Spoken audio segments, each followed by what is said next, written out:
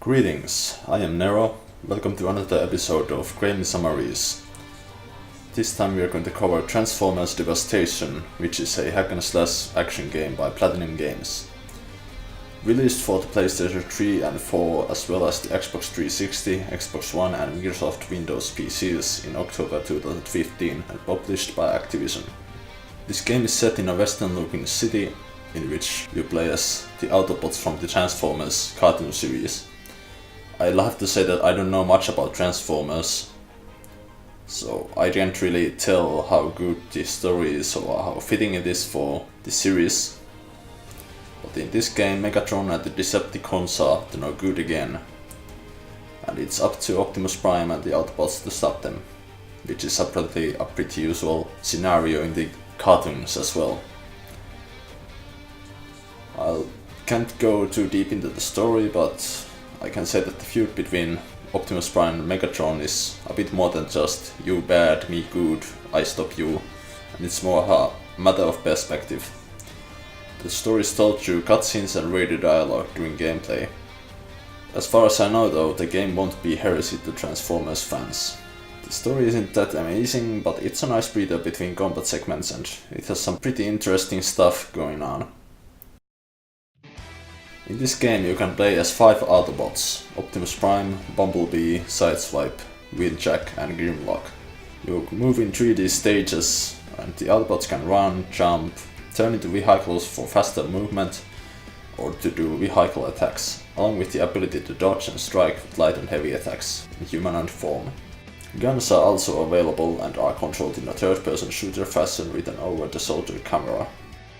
The control overall in this game feels good, there's no input lag or it doesn't feel clumsy in any way. The recovery times from animation do not cause any hindrance either. The camera can be moved freely and it doesn't live a life of its own and overall functions, to my experience, quite as intended. In this game, unlike most hack and slashes, especially by Platinum Games, instead of having a set of unlockable attacks and combos, the player can find weapons instead. Some weapons are shared by many characters. Something like a sword can be used by 2 or 3 different characters, or something like axes can be used by 2 characters. They are no character exclusive weapons. The player can also combine weapons to make them stronger. The player can also use points to increase the numerical stats of their Transformers. This system is not bad, but the weapon customization system and the RPG elements are not really necessary in the game at all. It doesn't add any necessary depth to the game. The weapon customization can also break the game, at least not to lower difficulties. I at times when playing the game made sure that my weapons are not too strong so that I would actually enjoy a creative challenge, but that was only on the normal difficulty. Overall, it would be better if each character had a larger variety of moves, or at least there would have been a small amount of weapons in the game with focus on the weapons having a large moveset or more impact or anything else. With that, the basic combat is simple yet satisfying. It feels good to keep your opponent on toes with a few combos. Transition between vehicle and robot mode is very smooth and the momentum you can keep up is exhilarating. The game takes a few mechanics from Bayonetta, which is another action game by Platinum Games. First is switch time, which is called focus in this one. It slows down time for a moment when you dodge with the proper timing, giving you more time to counter-attack after a successful dodge. The timing for this is very lenient compared to Bayonetta at least, and it's pretty easy to pull off.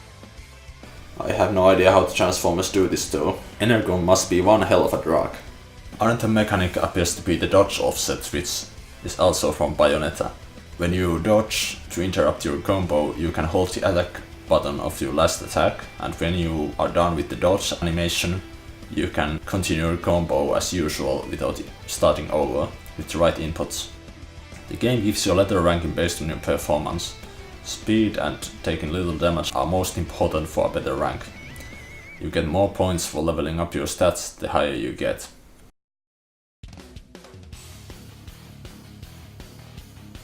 Overall, the gameplay is just hack and slashing and beating up enemy Transformers at a small or large one.